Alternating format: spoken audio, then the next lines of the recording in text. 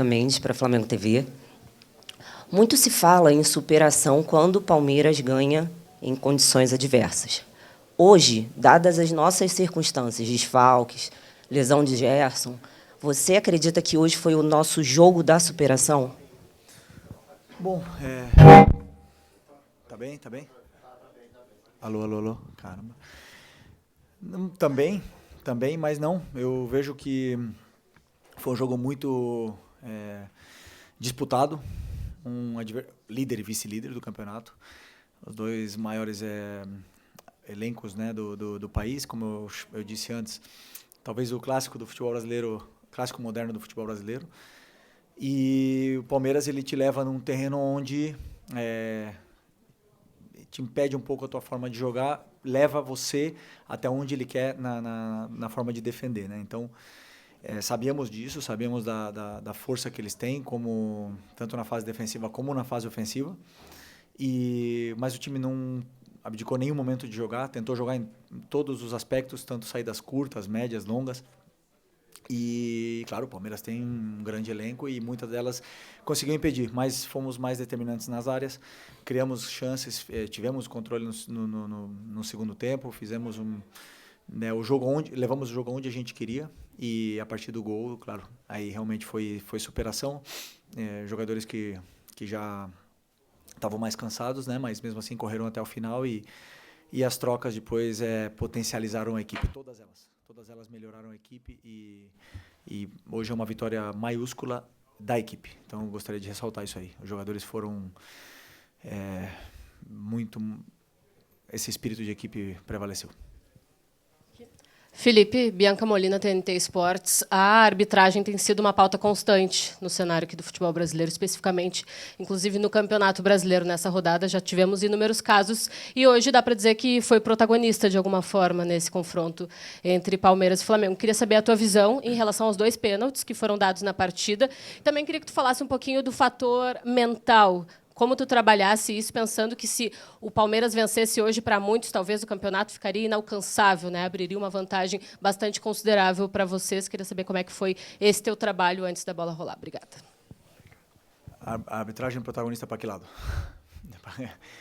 Não, eu vou continuar sem opinar dos árbitros. O pênalti do Varela, ele disse que bate na perna dele primeiro. E tá ouvindo? Dá para ouvir, né? E o pênalti do Arrasca, obviamente que é pênalti, não tem para onde correr. Mas, repito, prefiro não opinar sobre os árbitros, já dei minha opinião, já acho que eles têm muita cobrança pela frente. E pelo mental, para mim, preparar esse tipo de jogos com esse elenco são os mais fáceis. Eu falei para eles, para mim, para que eu possa preparar um jogo contra Palmeiras, né, um jogo grande na Libertadores, um jogo contra uma final contra o Fluminense, é mais fácil para o treinador, porque o jogador ele está muito mais ligado, concentrado e esses grandes jogos são para grandes jogadores. Eles aparecem, eles crescem, eles fazem a sua melhor versão dentro do campo. Então, para mim, esses são os jogos de preparação assim, que são mais gostosos de fazer. A parte mental, eu sinceramente digo que o campeonato não teria acabado se a gente tivesse perdido, 7 pontos de vantagem. A gente já buscamos, não sei se foi em 2020, 2021, uma distância maior. O Palmeiras mesmo já buscou uma distância maior do Botafogo. Estamos na 10ª rodada, tem muito campeonato pela frente e nem agora com a vitória quer dizer nada. Está muito igualado do rebaixamento até o primeiro, não sei se são 11 pontos, uma coisa assim. Então é um campeonato muito disputado, é um calendário que exige muito de todas as equipes, todos os treinadores, de todos os jogadores. E os altos e baixos vão acontecer com o Flamengo, com o Palmeiras, com o Cruzeiro, com todos os candidatos ao título. Felipe, boa noite. Felipe, um jogo com muita condição adversa. Você não tinha o Gerson, você não tinha o Pulgar. Você várias vezes já falou da importância do Pulgar no seu time, que todas as bolas passam por ele ali. Para montar o time com ele, acredito que seja mais fácil. Além disso, você tinha um gramado sintético, que é uma preocupação para todo técnico. E o segundo gol do Flamengo, ele sai numa jogada do Ayrton Lucas com o Alaciano, dois jogadores que você tira do banco e coloca no jogo quando o Flamengo vencia de 1-0 e óbvio que o Palmeiras iria para cima. Eu queria saber de você, assim, como técnico, como é bom você tirar dois jogadores do banco, o Ayrton Lucas que vinha sendo muito contestado, você chegou a falar, olha, o Ayrton está sendo contestado, mas ele me colocou no banco, é um bom jogador. Como é bom para você tirar os jogadores do banco e eles resolverem, podemos dizer assim, entre aspas, um jogo grande como esse? Eu costumo dizer para eles que o pessoal que não começa, eles são potencializadores da equipe. Então, para mim, tem tanta ou mais importância o jogador que entra 5 minutos do que o que joga 85. Porque muitas vezes ele entra e ele resolve o jogo em 5 minutos. E vimos isso, por exemplo, na final da Copa do Brasil ano passado. Plata e Bruno entraram no segundo tempo e resolveram o jogo. Então, para mim, as trocas, e muitas das vezes eu penso também nessas trocas, são mais importantes do que o pessoal que começa. Por isso que eu gostaria de enaltecer e falar do fator equipe, porque a gente sempre fala muito, e vocês fazem muitas perguntas, e justo, né, sobre cada jogador individualmente, mas eu tenho que ressaltar que a equipe vem acima de tudo, e eles entendem isso, entenderam isso. Por exemplo, hoje uma troca foi o Pedro, que entrou acho que 8 minutos ou 10 minutos, e entrou segurando, sustentando bola, dando esse alívio para a equipe que a gente precisava tanto, e melhorou a equipe a partir do momento que ele entrou no campo. Esses são os jogadores que eu quero no elenco, esses são os jogadores que são diferenciais e, como eu falei, potencializam a equipe. Boa noite, Felipe. Léo José do Coluna do Fla. Com a ausência do Wesley, você precisou colocar o Varela hoje na lateral direita, só que durante boa parte do segundo tempo, o Varela foi colocado de volante, sendo que uma das opções também poderia ser o Léo Ortiz ali, né, na posição. E eu queria saber o porquê que você preferiu optar pelo Varela, obviamente não é uma decisão desse jogo, vem durante a semana, porque preferiu pelo Varela de volante e não o Léo Ortiz. Bom, primeiro, falando individualmente, que jogador o Varela, que jogo que ele fez, que espetáculo ter esse jogador no elenco, né? E um cara muito especial. Depois de tudo que ele passou, o rendimento dele é extraordinário. E como eu falei para vocês nas outras coletivas também, eu penso num jogador em todas as fases, em todos os detalhes. E para mim, o Léo de volante tem qualidade para jogar, principalmente se um time já está esperando mais em bloco baixo e tudo mais. Mas tem detalhes dessa posição que ele não faz tão bem como faz o Varela, como pode até mesmo fazer o Danilo, e como tem outros jogadores que fazem. Então, por esse motivo, eu acho que o Varela pode render mais. E mantive a linha de 4, o Danilo podendo jogar na sua posição também, que foi toda a sua carreira na lateral direita, os dois zagueiros que estavam fazendo uma partida, um jogo sublime. Então, optei por manter isso aí e dar essa dinâmica que o time precisava no meio. E, realmente, o Varela foi muito bem de volante, muito bem. Já sabia, porque a gente já tinha pensado nessa ideia, ele já tinha treinado, jogou no outro dia alguns minutos ali, sabia que ele poderia render, e feliz por ter dado certo. Felipe, boa noite, parabéns pela vitória. Você próprio, na coletiva após a Copa do Brasil, enalteceu a importância deste confronto. Você disse, eu concordo, isso não define o Campeonato Brasileiro, ainda tem muita coisa pela frente, mas não é um jogo qualquer e não foi um adversário qualquer. Queria saber de você o peso que essa vitória tem para a continuidade do trabalho nessa reta final de preparação para uma competição importante. Tem um jogo também decisivo na próxima quarta-feira e para você em especial. Havia muitas críticas, né, por parte da crônica especializada e até de parte da torcida com relação aos últimos resultados, a oscilação da equipe. Queria saber de você o peso que tem uma vitória diante do Palmeiras aqui dentro do Allianz Parque.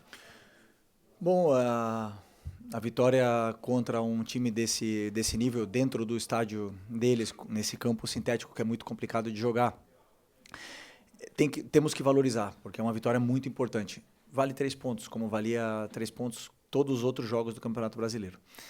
Eu continuo sendo o mesmo.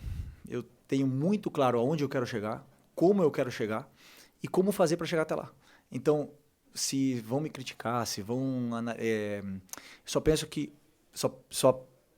que sigam vendo o que está sendo feito.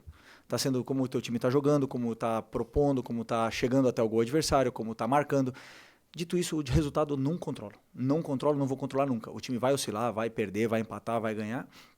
Eu continuo sendo o mesmo, com críticas, sem críticas, com elogio, sem elogios.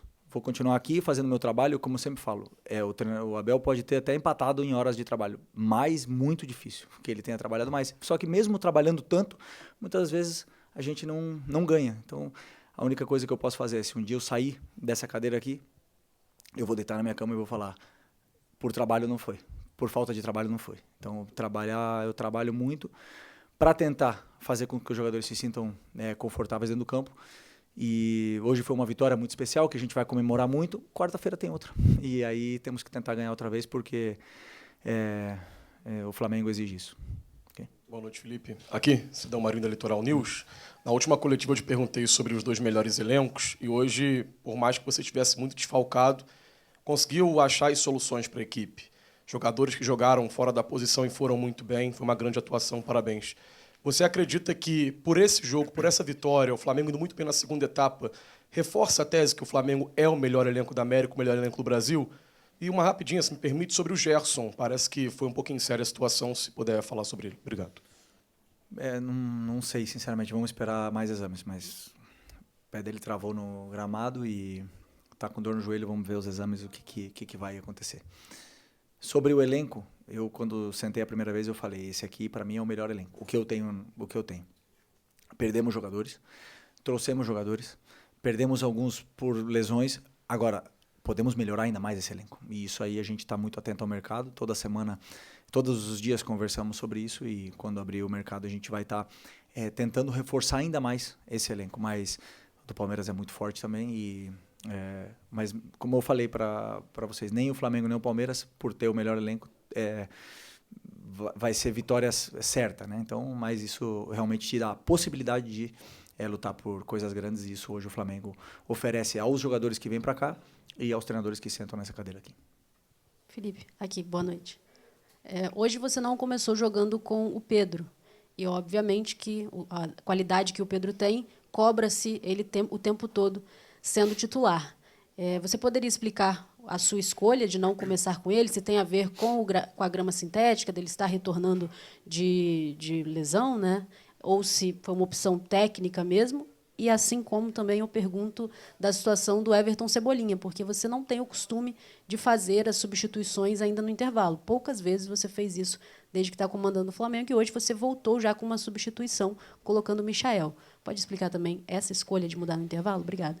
Sim, a escolha do Pedro foi porque, pelo plano de jogo, eu acreditava que o time precisava um jogador mais como o Bruno no ataque, de mais velocidade. E eu acreditava que o Pedro poderia nos ajudar mais entrando no segundo tempo.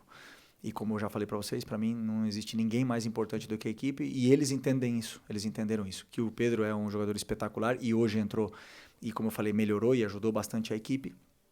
E não tenho dúvida que ele vai continuar evoluindo e melhorando cada vez mais para poder, como eu falo, a hora que o jogador fala no campo e a hora que o campo fala, não tem como segurar um jogador que tem que estar melhor que o outro, né? Então, a partir do momento que esses jogadores, não só o Pedro, senão Pedro, Juninho, Wallace, Bruno, o que tiver melhor falando, vai estar no campo. E isso dependendo também da característica que a equipe precisa para o jogo que a gente vai jogar pela frente. E o do Cebolinha também achamos que, como era um jogo mais de associação, um jogo onde o ponta tinha que entrar mais para receber a bola no pé, optamos por começar com o Cebolinha. Ele não se sentiu muito bem fisicamente durante o jogo, acabou tendo alguma dificuldade e optei por trocar no intervalo. Ele mesmo estava reclamando da parte física dele, né? Então, é um jogador que, quando está bem, é muito especial e é preciso que ele retome também a melhor forma física que vinha nos últimos jogos, só que agora ele teve uma sequência pesada e deve ter sentido isso mais ainda o gramado sintético, mas é um jogador importante para mim. Felipe, aqui, Raí Monteiro, Jovem Pan. Queria te perguntar sobre um aspecto específico do jogo, duelo de pressão e saída para o jogo, né? O Palmeiras é um time que pressiona, sufoca muito, tem um jogo de encaixes muito definidos, né? E o Flamengo sempre tenta trabalhar desde a saída, também é um time que sufoca muito. Recentemente, até o Guardiola disse que um dos aspectos que, na visão dele, mais evoluiu no futebol atual é a pressão na saída de bola. Existem muitas variações nesse sentido. Queria te ouvir um pouco sobre esse aspecto, porque no primeiro tempo o Flamengo teve muita dificuldade na saída. E no segundo conseguiu encontrar um pouco mais de espaço. Houve alguma mudança, algum ajuste nesse sentido? Obrigado. Não, na minha visão, tem que rever o jogo, tá? Mas na minha visão, claro, o tiro de meta, eles encaixaram, e você, claro, quando encaixa, muitas das vezes a solução não é uma saída curta, mas com a bola rolando, eles não encaixavam. Eles optaram por uma marcação individual no Arrascaeta, e a gente tinha um homem livre, tanto o nosso zagueiro, o Léo, muitas das vezes tinha espaço e tempo para conduzir a bola, como um dos nossos volantes também estavam muitas vezes com tempo para poder jogar. Só que depois progredir a jogada com esses encaixes é muito complicado. Por isso que eu falei que o Palmeiras ele te leva para um terreno, muitas vezes é como se fosse uma armadilha, né? Abre um meio para você jogar ali e o contra-ataque deles é muito forte. Então, tivemos dificuldade em progredir a jogada, não na saída de bola, na minha visão, mas eu tenho que rever o jogo. No segundo tempo, tivemos um pouco mais de paciência com a bola, verticalizamos um pouco menos e isso deu mais tempo ainda para os jogadores determinantes, como o Arrasca, como o Luiz, o próprio Bruno jogou mais e aí conseguimos ter mais o controle do jogo. Então, principalmente depois da entrada do Danilo e do Varela, também melhorou ainda mais essa posse, até fazer o gol, e depois do gol já realmente o time já optou por tentar defender um pouco mais o resultado.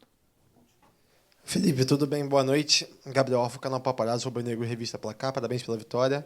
Felipe, eu queria te perguntar sobre o Ayrton Lucas, a importância do gol para o Ayrton Lucas, um jogador que hoje entrou numa posição diferente, né? Não entrou na lateral, entrou um pouco mais avançado. Qual a importância para um jogador que você conhece tão bem, que já dividiu vestiário, de fazer um gol desse? E já aproveitando que eu falei de um lateral, quero saber se você conta com o Matias Vinha, pelo menos para o banco de reservas, quarta-feira contra o Tátira. Obrigado.